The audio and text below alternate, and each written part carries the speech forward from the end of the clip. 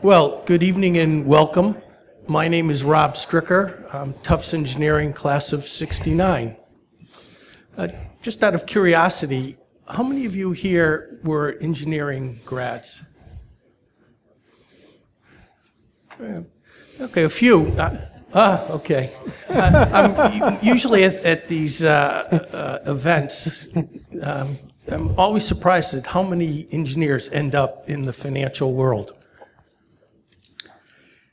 Anyway, I am a founding member of the Tufts Financial Network Advisory Board, and on its behalf and on behalf of the Fletcher School, I would like to welcome you all here tonight. You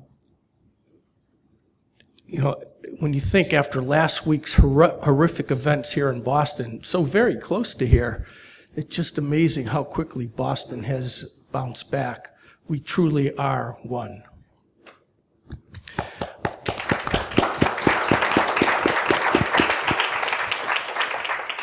I'm sure that tonight's panel discussion, the imagination crisis, are the days of revolutionary new innovations over.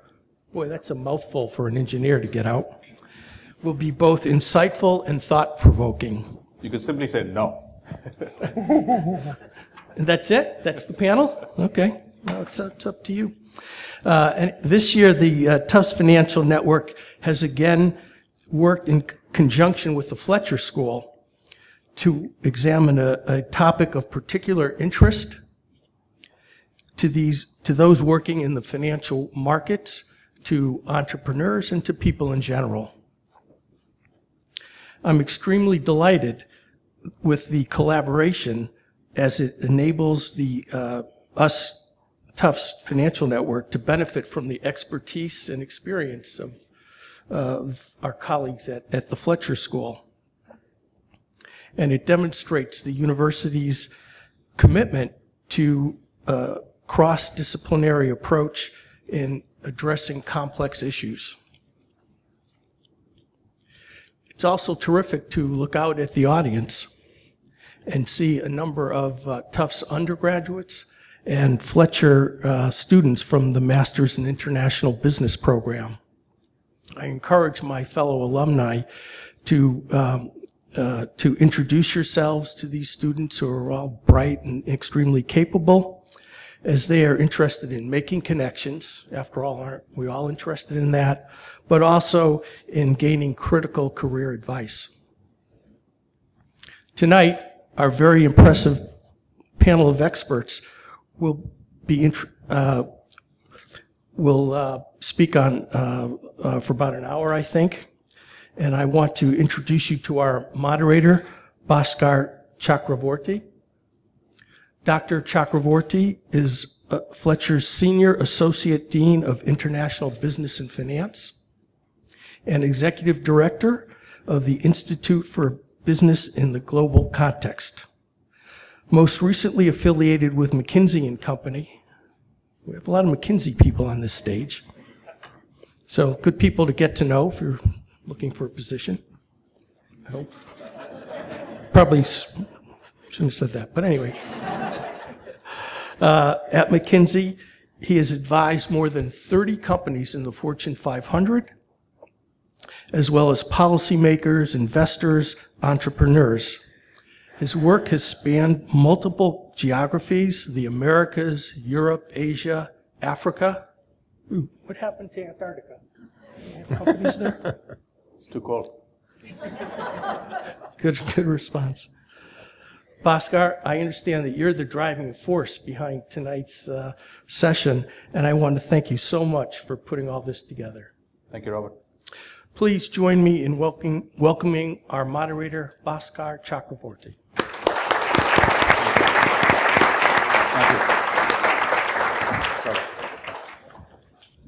Thank you, Robert.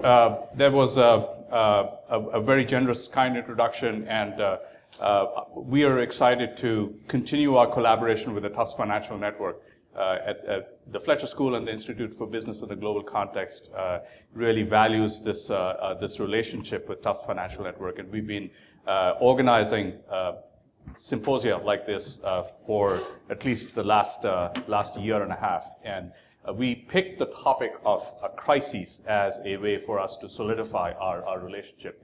And we've looked at a variety of different crises, starting with geopolitical crises to financial crisis to resource crises, and then we thought maybe we were running out of crises. And suddenly in the last year, there has been an explosion of a new kind of crisis that seems to have surfaced, and it's most simply defined as seems to be a crisis in our ability or our confidence in our ability to innovate, and that's the topic for today's discussion. And there is no better a group that I would want to assemble around my kitchen table. And since my kitchen table was nowhere near as grand as this room, we decided to move to this room and to discuss this question. And you have the long bios of my colleagues and friends and mentors here on the stage. Each one of them comes from a very different perspective, a very different long and distinguished background, and each one of them represents a different part of my own intellectual development. Lynda has been a friend and a mentor and a colleague at Harvard Business School, and I remember many afternoons in Lynda's extremely interesting office, shall we say, talking about the future of innovation and the future of entrepreneurship. And Lynda is a legend at Harvard Business School, one of the pioneers of the women faculty of Harvard Business School, pioneers of women at Harvard Business School. And I'm so glad to see Lynda not in a cast today, because last time I saw her was in a cast. So she's back in dancing shape, and she was in dancing shape when she had her cast on. So we're looking forward to dancing with you, Lynda. So thank you for coming. Thank you. To Lynda's left is a good friend, Nav Singh, who is just a remarkable individual. He lived in the wonderful environments of New York and New Jersey, and did wonderful things with some of the greatest pharmaceutical and healthcare companies in the world. And then for some strange reason decided that the city of Boston really needed his help. And he has very generously decided to move up to the Boston office of McKinsey. And he is not only a leader of McKinsey's pharmaceutical and medical products practice, he's also the head of the Boston office of McKinsey. So welcome, Nav. It's a delight to see you here. And Nav, by the way, has been doing all kinds of amazing work in connecting with the Boston innovation community and organizing a number of events looking at some of the cutting-edge technologies that are being germinated right here in the Boston area. Stephen Koltai is my kind of colleague and mentor and friend here in the Tufts community. Stephen has been a tremendous member of a committee that we are collectively a part of, which is looking at the future of innovation and entrepreneurship at Tufts for the next 10 years. And it has been a fascinating conversation just looking at the history of innovation at Tufts and shaping the future of innovation across the university and how it can contribute to its impact around the world. So, and Stephen has a distinguished career behind him as a serial entrepreneur, as a founder of several companies, also a McKinsey alum, which was probably the kind of the low point on his resume. Because come on, Bhaskar. Because he went on to then found his own consulting firm called Koltai Company, which he currently is the CEO of, and he is also a former advisor to Secretary Hillary Clinton on how to build world peace through entrepreneurship. So it's an absolute pleasure to have you and all three of you here. So I guess my first question is leading off from a number of different news reports that one has seen over the last 12 months or so. Peter Thiel, a legendary investor, founder of PayPal, says, we asked for flying cars and what we got was 140 characters. What's going on? And he throws up his hands in frustration. A New York Times columnist, Tyler Cowen, and I debated on the issue of is innovation dead at a conference organized by The Economist. And he basically sort of threw things at me such as, there's no more Socrates, there's no more Plato, there's no more Jesus Christ. Who do we have? Who can replace great thinkers like that. The Economist went ahead and put a cover on its magazine, one of its issues, which had Rodin's thinker sitting on a toilet, pondering, are we ever going to invent anything this magnificent again? Or something along those lines. My question, is big innovation dead? Nav, what do you think? I would say, if you're talking about innovating a new light toilet, that is probably dead. Because you don't need to, in my mind. Let's think about bigger things. You're talking about, I was just walking down the road, right? I mean, 15 years ago, would you have ever imagined, or 20 years ago, having like cell phones all the time, smartphones all the time, iPads? Look where we have come. Look at Moore's Law, right? I mean, look at how fast computers, who are Plato, what have they done? I'm just being like cynical here, right? Because we are living in an environment where the pace of inventions, and I hate the word innovation, because in my mind, it is all about inventions. And there are thousands and millions and billions of inventors over the last few decades who have contributed to making this planet a much better place. And I think we should forget about living in the past. The future ahead of us is bright. It's brilliant. I'm a true optimist out there. And much of the future is going to be actually extremely exciting, and we have not seen the best yet. So you've not seen the best yet, and you pointed your finger at the inventions and lots of inventions. In fact, so many inventions we can't even keep up with them. And it's ironic that today we celebrate the 60th anniversary of the discovery of or the announcement of the discovery of the structure of the DNA. Clearly, one of the game-changing inventions of human history. What have we done with these inventions? Lynda, you teach, you've taught generations of students who've gone out. Not that many generations. Okay, 2 or 3. A couple, yeah. But converting Harvard Business School takes inventions and puts it through the Arthur C. Rock Center for Entrepreneurship and translates that into impact and innovations, commercial output. Is big commercial impact of inventions, is that dead? Well, one of the things that I always think about when we were talking, in preparation for the panel, invention doesn't happen as a big bang usually. There are inventions that are really important and they, kind of set a groundwork and create a platform. But we know that the way inventions get commercialized into very useful things is through what they call punctuated equilibrium. If you look back in time, and I have been doing this a while, if you look back in time, what you see is that any big innovation that's radical has usually come about because of a lot of other innovations that have come before it, and it's a convergence of a lot of things that then has a tremendously dramatic input at some point in time. And so even if you look at the cell phone, and you look at the, the impact of that over the past, 15 years or so, and the commercialization of that into broadband, et cetera, if you go back and look at all of the innovations and inventions that actually went together to allow that, I just think that you're, kind of trying to, push on this. But the truth of the matter is, I think the world, I agree with Nav, I think the world is more, there's more, the pace of innovation is even faster than it's ever been. Stephen, reactions? Well, I totally agree, and I would say a couple things. One is that it is very much cumulative. Innovation is cumulative, and so DARPA leads to the internet, which leads to e-commerce, which leads to mobile apps, which leads to mobile money, which leads to e-healthcare, and we don't know where it goes. So not necessarily any one of those things, but if you look at it cumulatively just in that telecom kind of space, so that's one comment I would make. The other comment I would make is that I think that innovation is a basic human function.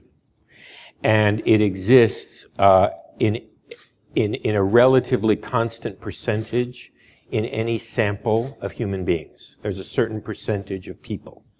And so as the population increases, the number of those people increase.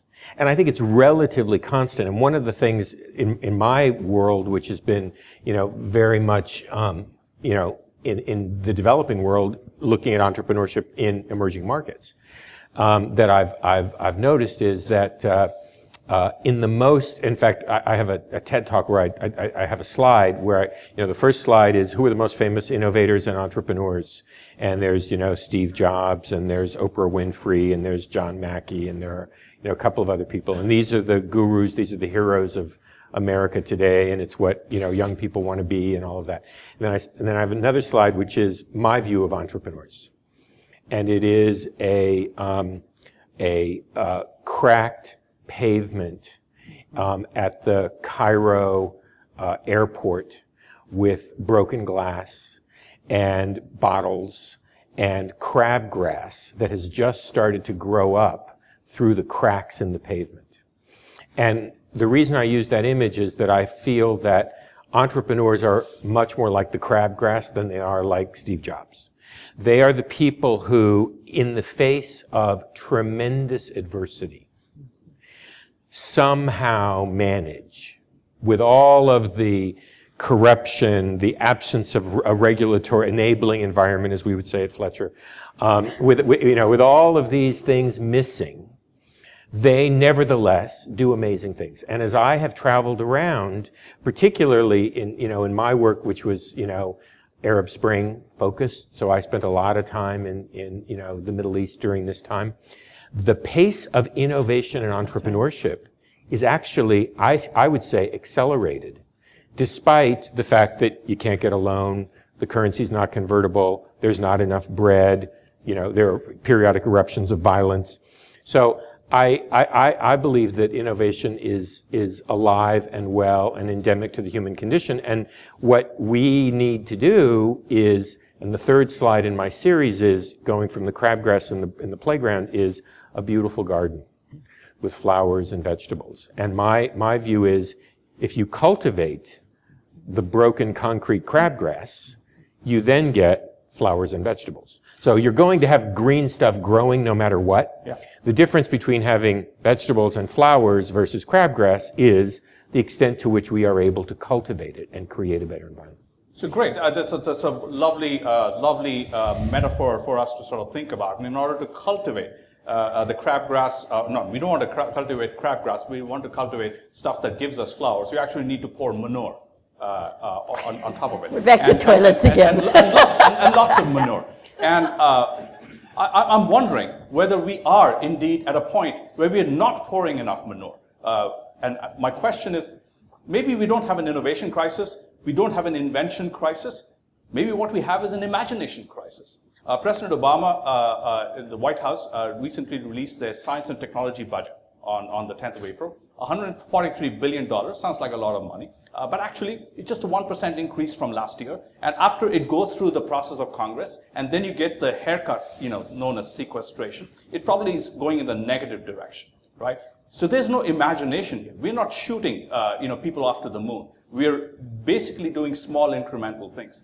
Google, the company that one, automatically thinks about as one of the greatest innovative companies in the world, what has it done since producing the search engines? It's got the front doors of everybody's houses, up on the web.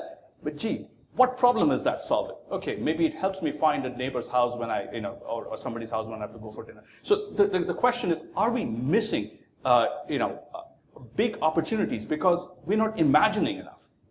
Lynda, what do you think? Well, first of all, I'm going to get there. Okay. But I want to go back to one of the things Steve said. We've got a definition of entrepreneurship that we use at Harvard Business School. I'm the department head of the entrepreneurship department. And I'd just like to kind of throw it out there. What we say is entrepreneurship is the relentless pursuit of opportunity without regard to the resources currently controlled. Now, I really love that definition and I want to get back to opportunity. So, but because one of the things it says is it doesn't have anything to do with the size of the company. It doesn't have anything to do with the age of the company. Has nothing to do with industry you're in. It has nothing even to do with, how you're financed, et cetera, et cetera. But what it says is that entrepreneurs are opportunity seeking, as opposed to simply thinking about how do I manage today's asset or preserve what is today. Second thing it says is that it's relentless.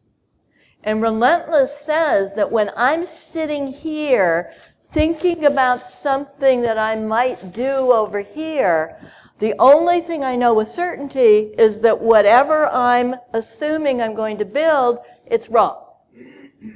And when you're investing, it's where wrong and how wrong. Really, because it's the assumptions you're making that help you start to frame what that opportunity might look like. And so you know that you're going to have to really kind of unfold and test those assumptions. And then last but not least, you never have the resources you need when you get started. And so when we talk about opportunity seeking, oh, by the way, I didn't say reckless.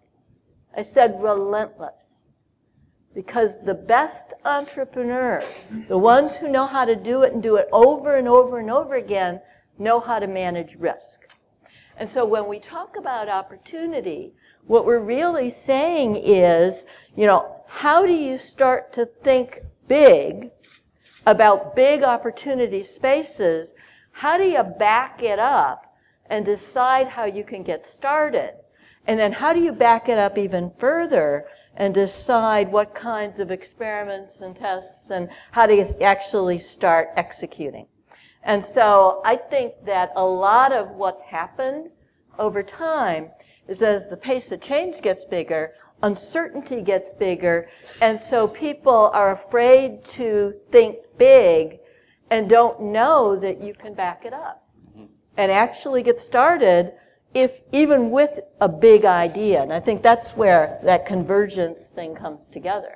So I don't think it's imagination crisis. I think it's a confidence or a courage crisis to be able to start out on that journey without having a real clear definition of what it's going to look like at the end. So I disagree with that. Okay. Excellent. This is exactly what we were hoping for. We knew we would. Yeah. There is a crisis. I think it is less about the money. I'm not worried about that part. I think, in fact, I would say that if you look at the returns on the investment, the returns have not been there. So I'm less worried about how much money you invest. In fact, I would argue you could take it down even more, actually. I'm not worried about the government spend, but you could take on the overall R&D spend lower and still have more inventions taking place. But I think, like all of those of you who have kids, right, just ask your kids. I mean, they are the most creative people on the world, in my mind, right? They're thinking about ideas, they are unconstrained. And somehow what happens as you grow up is, if you're not in a box, we get slapped, right? And people who are willing to step out of the box and talk about things, they often get argued, oh, this guy's ADHD, this guy's a crazy guy, doesn't know what he's thinking about, right? I face it all the time, so I can tell you that, right? But I think that, in my mind, that spirit, that culture has been lost. And that is where imagination, in my mind, this is what the Imagine Connecticut was talking about, that we as people should be unconstrained. We should be imagining. Let's not worry about whether you have the resources to pursue or not to pursue. No one can stop you from thinking of a big idea. No one. You don't need any resources for that. You just need your personal time.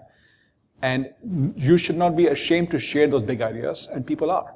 Because they're afraid, oh my goodness, what will people say? So what they'll say? Kids never think about that. What happens to us? Right? So to me, I think that is the crux of the issue. And if companies could unleash even more imagination in their companies, where people are talking about big ideas, bold ideas, and could actually inspire them, then I think it could go a long way. You can choose to invest in a few. You can make sure the returns are there, but don't stop people from imagining. So I would say there is a crisis. Stephen? Crisis of confidence. I think the interesting question for me that comes from that comes from this is, you know, what is influenceable in all of this versus not. In other words, there are things that, you know, society can do, that institutions of society can do, government, that influence how much fertilizer, how much cultivation we give versus not. There will be a certain amount of innovation no matter what, and there's going to be a certain sort of statistical probability, but you get a better yield, you know, if you fertilize. So the part of this and I see this in our own country, and I see this very much around the world. So the kind of thing that worries me is when President Obama, whose administration I just recently left, says we have this incredibly exciting, bold, new project which is a symbol of scientific innovation of this administration. We're going to devote $100 million to mapping the brain. Incredibly exciting. Except for the fact that John F. Kennedy promised to go to the moon for $1 billion in 1962, which in today's terms is probably $20 billion. And the difference between the $100 million and the $20 billion is a reflection of where we've gone as a society, where we've decided to invest our money. So what I look at is, I look at the $60 billion that we've spent over the last 10 years in Iraq, the $90 billion that we've spent over the last 10 years in Afghanistan, which is $150 billion, which according to the Inspector General for Iraq, Stuart Bowen, who just issued his final report, Stuart Bowen being a Bush appointee who spent 8.5 years as an accountant monitoring the Iraqi spend, very sort of dry, non-dramatic, non-hysterical personality, said probably wasted about 50% of what we spent. So if you take that same benchmark for the $150 billion, that's $75 billion in those two countries in the last 10 years. So what I worry about is, what are we as a society doing in terms of priming the pump when we shift those kind of dollars and then we get really excited about $100 million to map the brain? Yeah, it kind of reminds me of Dr. Evil in Austin Powers, $100 million. And clearly, it doesn't even come close. And so we're seeing that as a kind of a bottleneck in terms of fertilizer, if I may use the politically correct term here. Lynda, the venture capitalists who have done amazing things in sort of incubating, germinating, nurturing some of the most amazing companies in Silicon Valley, Route 128 and elsewhere. Their model, in many places, kind of running out of steam because it doesn't seem that they have a way to figure out how to take on the kinds of big risks and have the kind of confidence in projects that, you know, are much longer term. Yeah. Now, the organizations that you are close to, many of the pharmaceutical R&D machines, they seem to be broken. You keep pouring more money into pharmaceutical R&D, and the productivity seems to be, seems to be at a standstill or going down. Is there any way out of this? Do we have any specific actionable policy recommendations or strategic recommendations? Maybe go first. So are you talking about policy recommendations in the context of the governments, or are you talking about what people can do? Is it the government? Is it individual corporations? Is it a public-private partnership? I think it is a combination. So I think you can do things at all levels, right? But let me take a risk out here and do a quick experiment. So how many of you thought of a big idea over the last 1 hour? 2. Over the last 1 day? Okay. Last week? Last month? Last year? So you can see the data out here, right? I mean, why you've got some brilliant minds out here, right? Brilliant mind, I'm sure. Why are we not constantly thinking of new ideas all the time? Because I would argue, at least in the US, and this is why I love this country, right? No big idea. There is not a single big idea that can yield money and impact that does not get funded. Everything gets funded. You need to have a real good idea. And to do that, you need to feed an engine with multiple ideas. Not ones or tens, you need hundreds and thousands of ideas. So in my mind, the first thing goes back to actually education in our schools. Are we teaching people to keep imagining all the time? And not be afraid, not be ashamed, get those ideas out there. That's something, point number one. Point number two is use our money well. We sometimes pour money in where we know is not going to yield things, in the hope that they will, which includes government spending, includes private sector spend, includes all kinds of spend. Figure out where the impact is this money going to really pay off? How much do I bet? Where do I walk away? And I think that balance in my mind is quite tricky. Third, to your point, governments have a role in terms of R&D, right? I mean, you wouldn't have had the internet, you wouldn't have had the genome mapping, you can go on and on, right? But that money needs to be well spent. I'm glad we're not talking about going to the moon again, right? I'm fine with now because we are so far under debt that I don't want to worry about that right now, right? But we need the next challenge, right? It may not be the $1 billion challenge, it may not be the $60 billion challenge, it may be the $100 million, but a good challenge, right? And I think that needs to come from people and comes from ideas, and those ideas need to flow. Because when ideas flow, when the imagination is there, it gets healthier and healthier. I would argue that the biggest challenge people have right now is that they invest their dollars in the few ideas that they have. And if they don't work, they say, oh, imagination is not there, right? But if you can imagine much more, so you have a portfolio of ideas to choose from, things get much better. And the VC model is not broken. They need good ideas. When they have good ideas, we'll see the money pouring back and things will be all fine.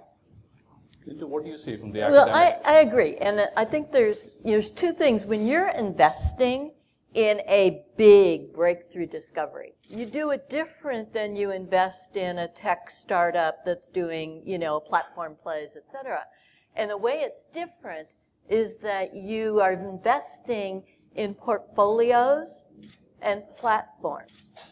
And when you say portfolios and platforms, what it means is we don't invest in one idea.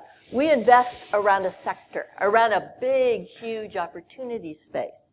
And then we say, in that opportunity space, we don't know exactly what the real good idea is, but if we put a whole bunch of really good minds together, we're going to start finding those things. And then the toughest piece with that, and so, and you syndicate the investment. It's public-private partnerships. It's not one source of money. You've got a number of them. But then the biggest challenge is that when you start to get kind of hone in on what that big opportunity is, the toughest thing is moving it out of the lab and into the commercial space where it can grow as a commercial business. And so I think where I see we have a huge, really huge problem dealing with the inflections. When you've been invested in something really big and then you want to turn it into a platform that's then going to start really generating the kind of innovation and value. Okay, so that's what I'd like to also, one more thing. I think that we are really, we don't encourage kids and people to really be inspired towards innovation. I do think that, there's been a lot of educational effects that actually take innovation out of the natural curiosity you find. I've recently been working in the elementary schools on innovation and entrepreneurial curriculum for kids in elementary schools. Outside. And I think that's where it has to start. Outside. So speaking of big opportunities, Peter Thiel said that he was imagining or dreaming of flying cars. Frankly, I don't know who was looking for flying cars. I haven't met anyone who kind of was looking for flying cars. Now, I know that there's a problem called flying toilets, which is a problem quite prevalent in the slum called Kibera in Nairobi and in other parts of the world. Now, that's a problem. It's a big problem. Sanitation, for instance, a big problem. So segue into a big opportunity, which is McKinsey recently has talked quite a bit about the fact that by 2025 and beyond, more than 50% of the world is going to be in sort of the, what could be defined as a global middle class, more than $10 a day of disposable income. Now that's a huge opportunity, a big problem. So many people, granted it's only $10 and more of disposable income, but people who want a little more than just the, something other than the flying toilet, shelter, clean water. They want stuff, maybe some of the stuff that they see on their mobile phones or on other media. Big ways in which entrepreneurs, our children, and current entrepreneurs can serve an unmet need. How are we mobilizing to solve that problem, which is mostly in the developing world? Stephen, world peace through entrepreneurship, some of the work that you're doing, what are you seeing? Well, there are 2 points I want to make. One is, since I'm a triple jumbo, I have to say that yesterday I was at the Tufts 100K business plan competition, and I have been at the Tufts 100K business plan competition every year since it started, which was 4 years ago. And there's been sort of a hockey stick improvement in the quality and kind of ideas. And one of the things that I think is really important, and this comes to the work that you and I are engaged in together, in our own little small world at Tufts, is trying to make, my goal, our goal, we still have to persuade others, trying to make innovation and entrepreneurship the standard for the next 10 years at Tufts. In terms of building the ecosystem that allows and supports some of these extraordinary entrepreneurs. And one of the things that was interesting to me, and 3 days before, I was at another panel at Tufts, which was on international sustainable social entrepreneurship, which dealt with some of the developing country issues. What has happened is, very tired cliche, globalization, one world, absolutely. Issues are global, clean water, sanitation, health, products for the emerging middle class, which is one of my favorite areas. But what I believe is that gone are the days of north-south innovation. Now we're in the days of south-north innovation, south-south innovation. So what I mean by that is that, for example, mobile money, one of my favorite hot new business areas.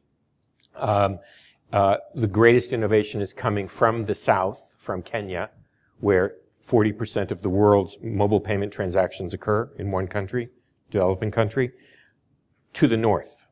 So innovations that are being tested, and now I know this doesn't get to your issue of sanitation, but I apologize. I'm just stuck on this manure and sanitation, but that's primarily a figure of speech to address a broader issue. Well, so my issue is that there are, yes, we are still working about, on the issues of, ultraviolet light for jaundiced babies in the developing world, which was one of the social impact entrepreneur ideas. Yes, we are working on better solutions to malaria or HIV/AIDS and all of that. But what is to me a little more interesting and less discussed, and therefore more interesting, is the south-south and south-north innovation, which is just now really beginning.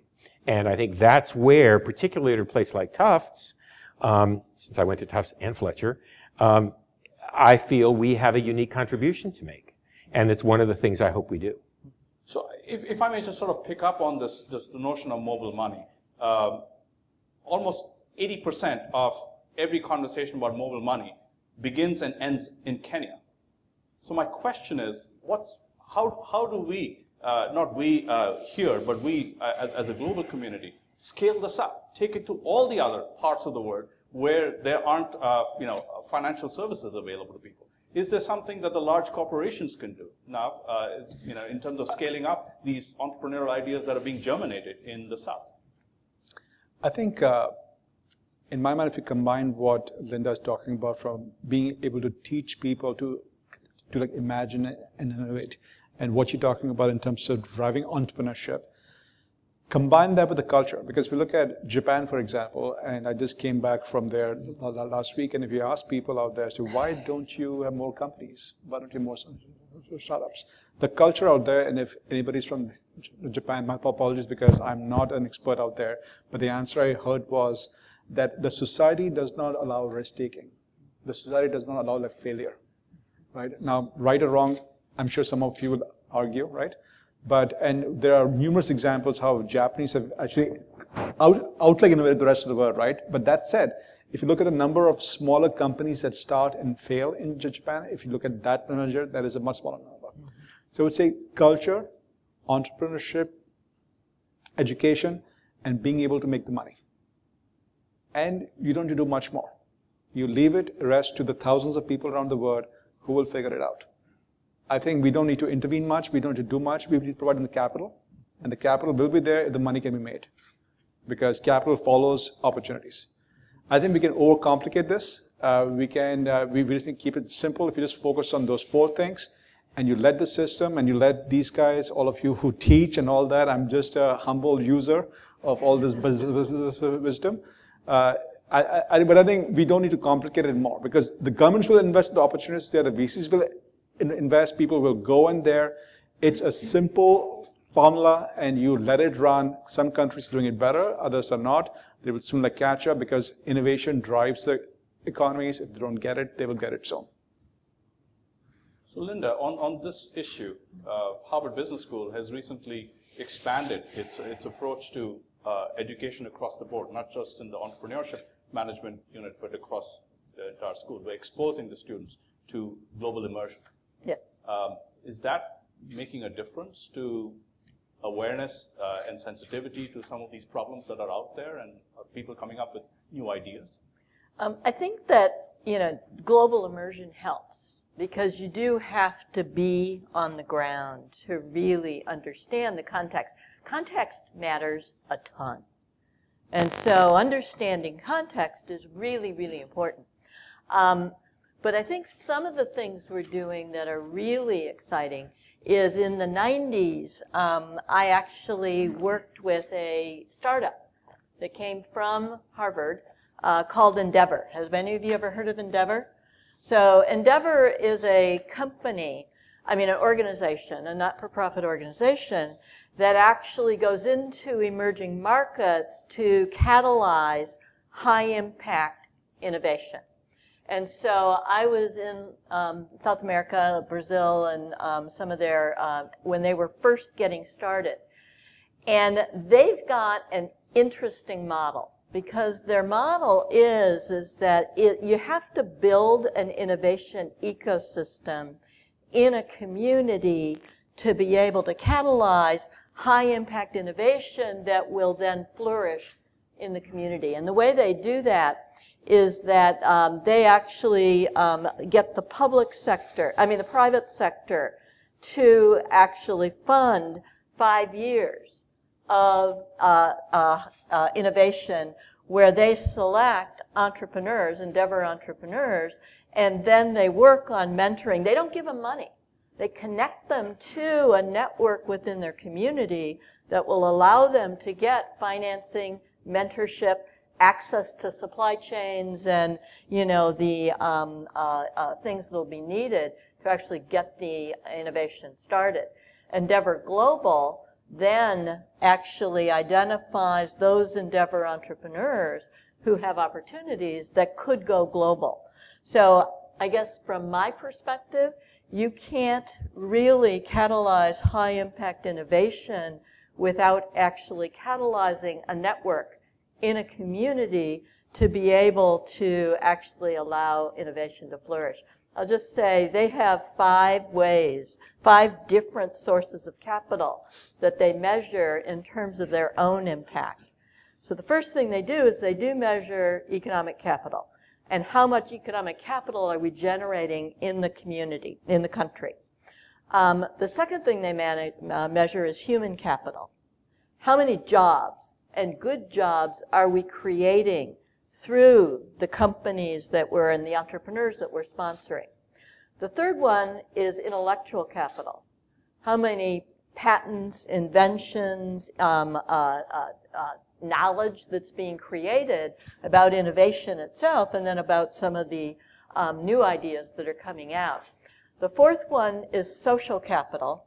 To what extent is this network that we started getting stronger by the presence of all these entrepreneurs that are actually starting to give back in their own ways?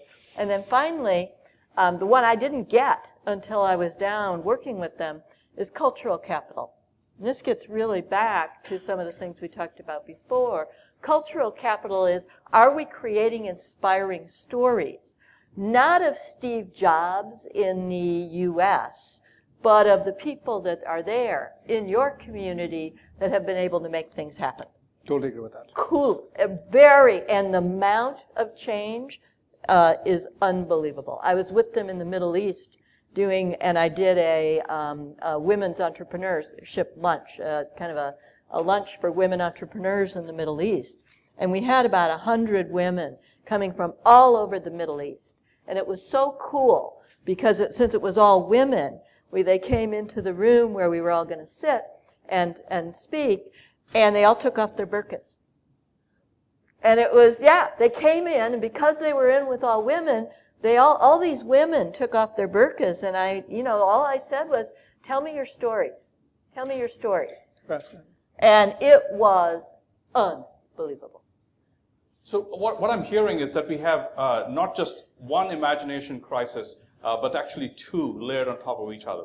One is we're saying that with our children and grandchildren and so on, we're not giving them the freedom to take risks or the opportunity to think outside the box and the resources to do that.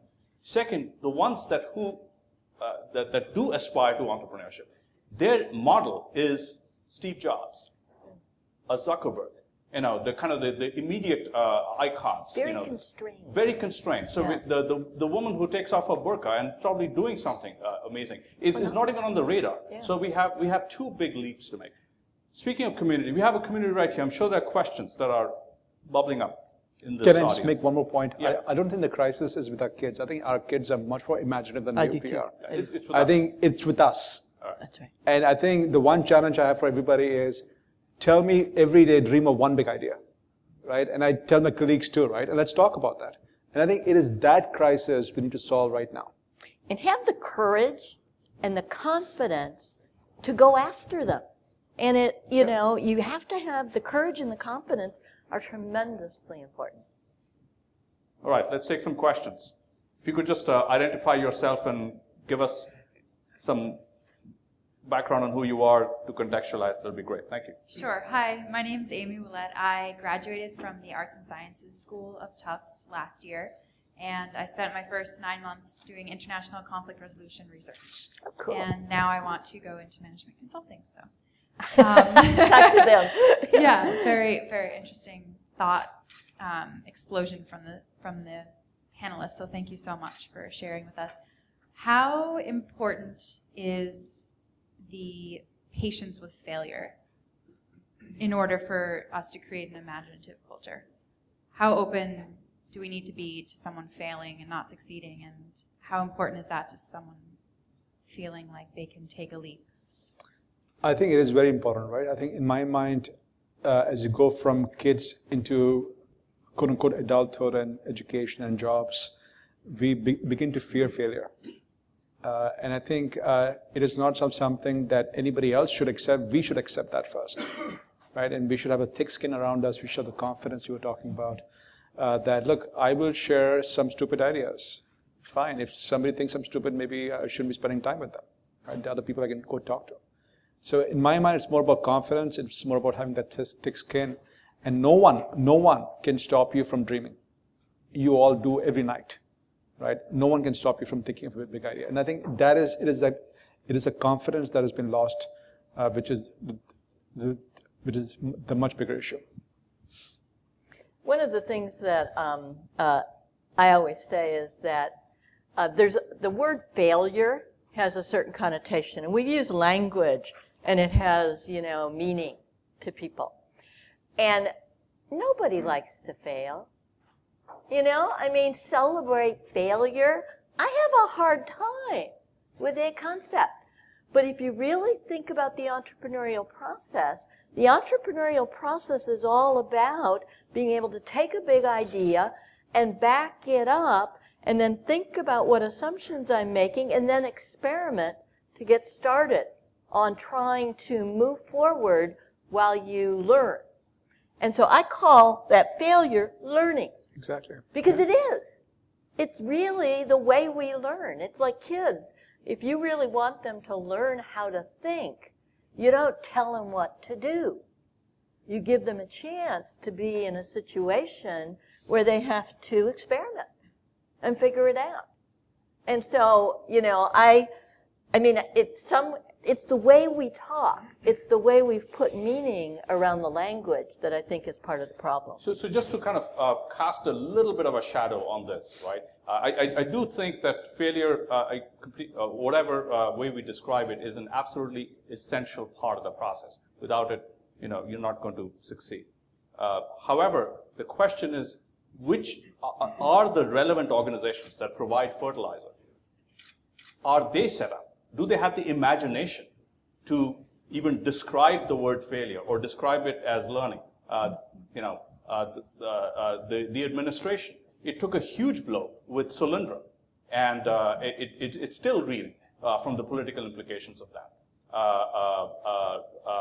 Now, many of the large Fortune 500 companies, if you're a manager there and you failed once, the perception is, my career is over, so why take the risk? The venture capital firms, they have a model, they have a portfolio, and they in many cases, they do celebrate failure. Yeah. But they are worried about, they have very clearly calibrated analytics. So I think we all recognize that failure is important. It's just that the organizational structures aren't yet set up to accommodate that. And to a large extent, that's acting against, even, the people who would want to go out and fail a few times. My philosophy is quite simple. If you like to imagine and take risk and the people around you don't support you, go work somewhere else. Yeah. Right? I think it's your choice.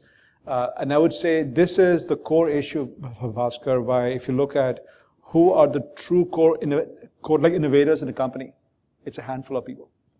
Right? It is this reason as to, are they going to take a risk? Are they going to survive the consequences and learn from them? And have that thick skin and go for it. Okay. Gentleman over there, you have your hand up, sir? Yeah. My name is Larry Teitelbaum, Arts 73. It's my 40th reunion coming up. My question is, how do you support, or how do you, the ideas you talked about today, how as a culture, as a community, do we organize to support each other in moving in the direction of courageous innovation? How do we support each other?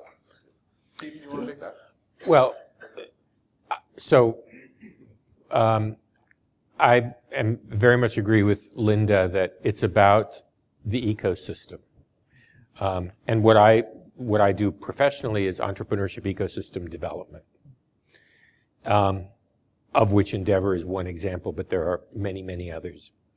And I think that, as with everything in life, sort of start with the thing closest to you. So we're all here because we're all connected to Tufts. That's at least one thing we all have in common. And I really do believe that in our community, we have an incredible spirit already that is one of the unique things about Tufts, that enables experimentation and allows for failure, which I think is really important and has been part of sort of the Tufts soul for a long time. And I think we need to build on that, and we need to be more explicit about that over the next few years. And there are lots of things that we can do, including very practical things, creating a physical space on campus, which Harvard has done a phenomenal job of, that just opened last year. Mm-hmm. You know, I spend a fair bit of time at Stanford. The D Lab there is an incredible space. I'm hoping, praying that we can do that, something like that. So there are things that you can do, and by the way, it's not terribly expensive. I mean, the one at Stanford is an A-frame building. I mean, it's a lot less expensive than building a new dorm. So there are things that we can do in our own ecosystem to support and encourage innovation, and then it moves from there. So some of us are involved in our communities politically. Some of us are involved in our state. Some of us are involved nationally.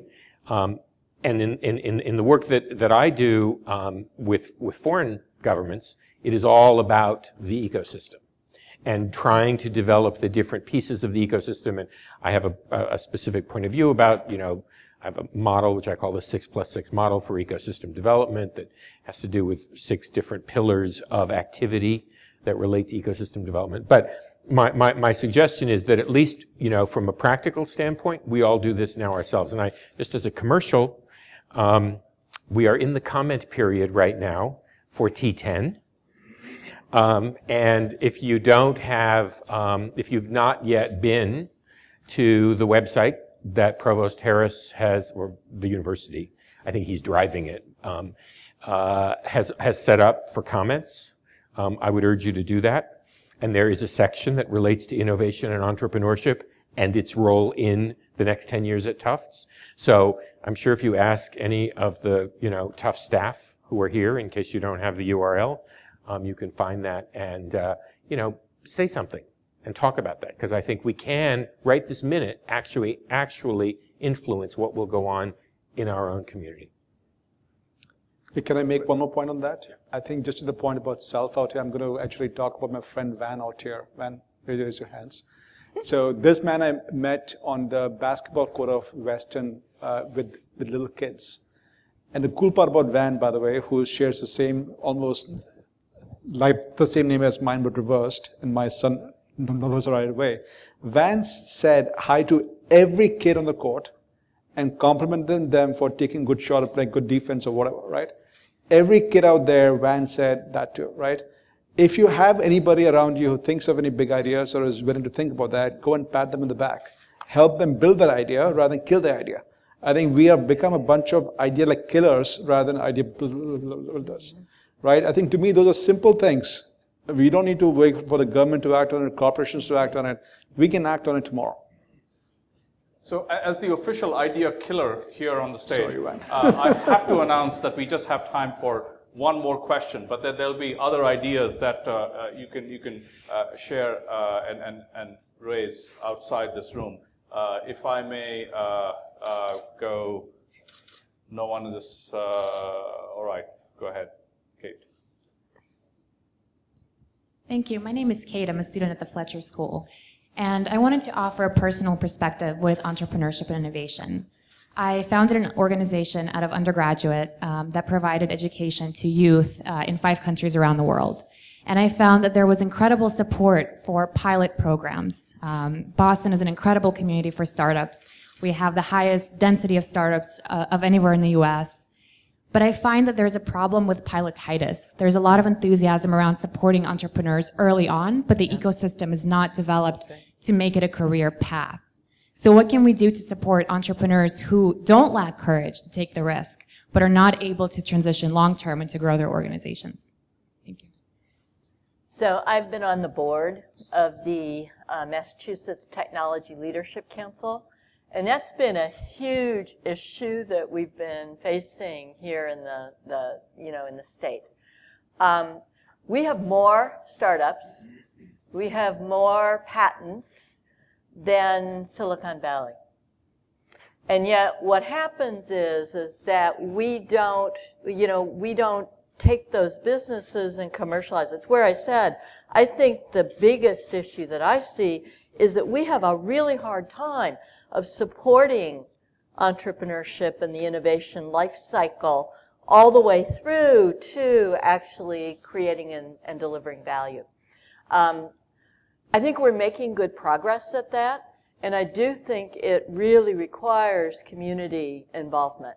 I think that what we do is we've got a model for how you think about catalyzing on innovation that actually says we have to connect need with know-how and people with resources to catalyze innovation throughout the whole innovation life cycle.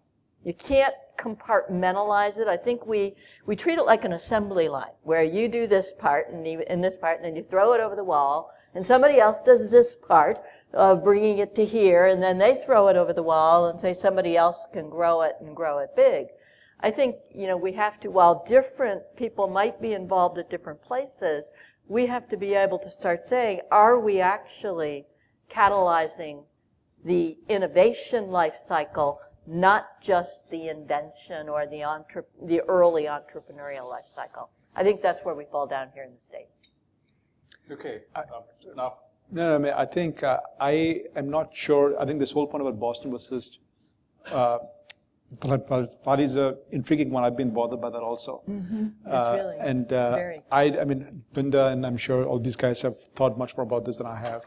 But I think the one thing which I would observe is that if I look at the types of patents, the types of actually inventions coming from this area, that is much less consumer facing. It is much more intellectual. Yeah. We have all these wonderful institutions around here, right? So you have the intellectual innovation, which is a bit higher risk at times, and you don't see the rewards right away. Mm-hmm. I wonder if that is the reason. Because to me, I think if you believe in capitalism and if you believe in entrepreneurship, there's no lack of VCs, there's no lack of bright people, right? Mm-hmm. There's no reason why this area cannot be phenomenal. And I think what you raise is a very good question, right? What do you do with the failed entrepreneurs? In my mind, the precious people who have learned are the failed entrepreneurs. And we as society can do much more with them than we do. I think that's the point you're raising. And I think that's a problem we should try to solve. Yeah. And one of the reasons that the consumer-facing businesses don't stay here is our laws.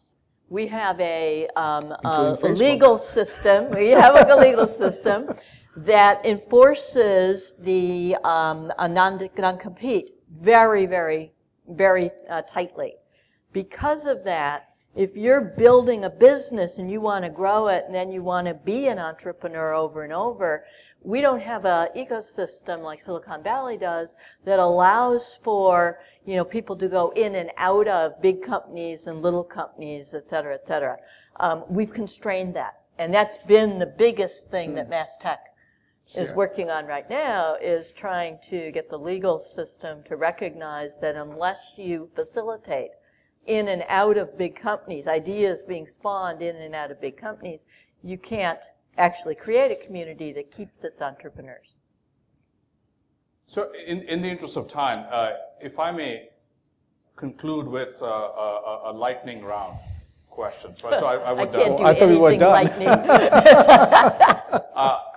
I want to come back to the Economist cover of Rodin's Thinker on the toilet, and having been to Kibera, having seen the plastic bag, which was the flying toilet, I do believe indoor plumbing was one of the greatest, innovations and inventions of human civilization. And are we going to invent or innovate and create something like that ever again?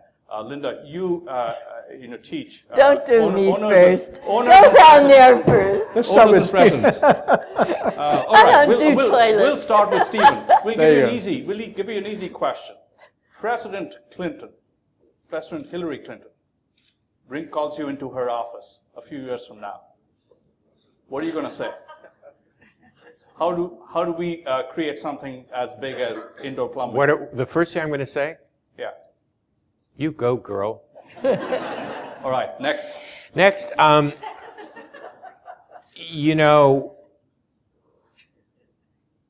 was really lucky. She was really into this stuff. We had Arab Spring. We have a 35% official jobless rate in Egypt. in a country where 70% of the population is under 29.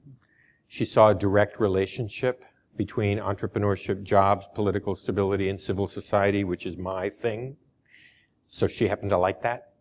So I hope that we are past the worst of the Arab Spring, but I hope she still likes this stuff. Excellent. Now, you know you're next, so you've been thinking about this. You called into the office of the CEO of one of the most amazing pharmaceutical companies in the world. How are they going to reinvent indoor plumbing? Or something as big as that? Yeah, so I mean, I think I fundamentally disagree with that indoor plumbing was the biggest thing, but that's a different story because you can still go out to the fields. The structure of the end, pick your topic. Yeah, no, I mean, in my mind, the last decade has been a challenge because you had this big internet boom before, right? People say, wow, look at the smartphones, look at this, right? Look at the genome being mapped, look at the genetics, look at this, look at that. I think we have slowed down the pace a bit, but it's not over. We have still come up with huge innovations. I would say the most important thing is to stay the course. The US is the most innovative place in the world because to my 4 points I talked about, the culture is there, the capital is there, smart people are there, and actually education is there, right? Don't disturb that too much.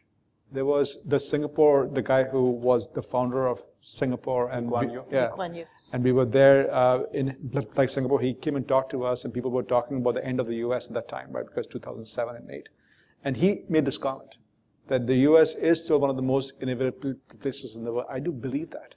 So I don't think you need to dramatically change life. You need to fine tune it, right? You need to make sure that your investments are being well spent and educate more, drive the innovation, drive the ideas. So, for example, McKinsey, as I took over this role, as new associates walk in, we have started what we call Boston Labs. But what is that? I want every associate out there who walks in to have some idea they want to pursue. Don't tell me what. In fact, they're convening at my house tomorrow to talk about what ideas they have. We just need to let people run and stop beating ourselves down too much because this is one of the most fascinating places from my perspective. So, Lynda, you have only a couple of generations of students that you have sent out to the world. You have 100 generations ahead. What are you going to say to them to reinvent indoor plumbing? Well, I am not going after the indoor plumbing either.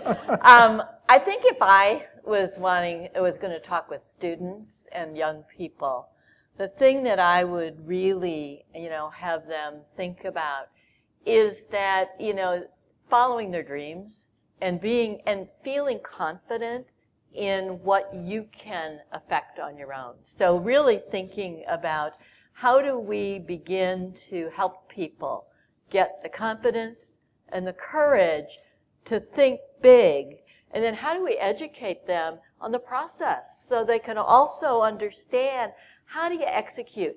Thomas Edison, I use this in all my presentations. Vision without execution is hallucination. Vision without execution is hallucination. We've got to be able to connect big vision with the ability and the confidence and the courage to execute and to know how to do that and having the culture.